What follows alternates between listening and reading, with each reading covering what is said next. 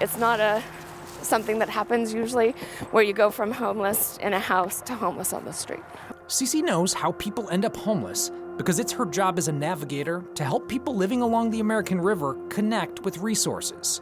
And she's seen a new trend, a rise in the number of elderly finding themselves on the street. Well, a lot of times for the elderly or the seniors out here, the kids might be willing to take them in, but the parents or even the grandparents don't want to burden the younger generation, partly because of the expense, and partly I think part of it is pride. Sacramento Self-Help Housing says they've seen a dramatic increase in homelessness among elderly residents in Sacramento County. They work to rapidly rehouse the homeless, but say the elderly provide unique challenges because they have special health needs and their limited income is insufficient in competitive retail markets like we see here in California.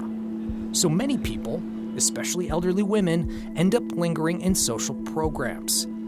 This house in South Natomas is one such example. All of its residents are over 70 years old. I have a suitcase full of pictures of friends from the past. And I get them and he's gone, she's gone, he's gone, she's gone, he's gone, she's gone. They're all gone. Only very few of my friends are left. I had a twin brother. He's been dead about 15 years. Why am I here? Eula's 94 years old, and she's seen a lot. Did you ever think that you'd end up in a situation like this? After taking care of the elderly for so many years and seeing what families do to the elderly, yeah, it's a possibility. I didn't want it, but I got some health issues. I had a broken hip, I had pneumonia, I'm losing my memory. So I've seen what happens. I'm aware of what's going on. And you do what you can, but there's not much you can do unless you have money. Eula says she lost her house when her daughter sold it out from under her.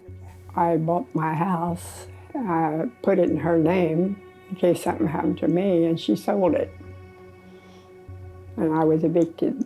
Sacramento Self-Help Housing says one of the most alarming trends they've seen in the past 3 years is the number of seniors on the street. Between 2017 and 2019, the number increased 22%. Now, 30% of all the homeless in Sacramento County are over 50. Nancy also lives in the home. She's 85 years old and has significant hearing loss. A few years ago, she also found herself without a home. They kept raising my rent, and they raised my rent to the point where I could not afford to live there and pay my bills. She has COPD and heart failure and has ended up in and out of hospitals. She said she's seen a lot and has been through a lot, but the worst injustice happened once as she was being released from a hospital and had nowhere to go. The hospital security guards came out and told me I had to move. And they put me in a chair. It was like a chaise lounge on wheels. Then they pushed me across the street to where the church was.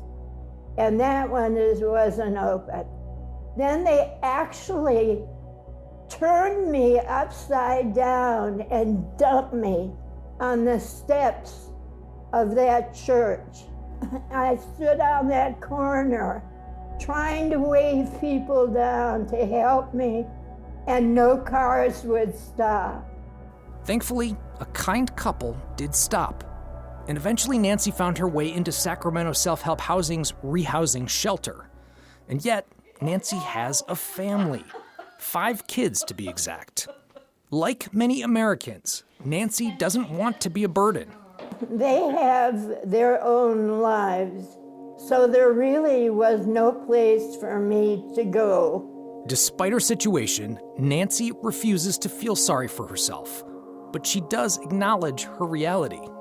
But the rent is so high, even if you live on a fixed income, It's hard for you to get a place unless you have outside help by a company like this one.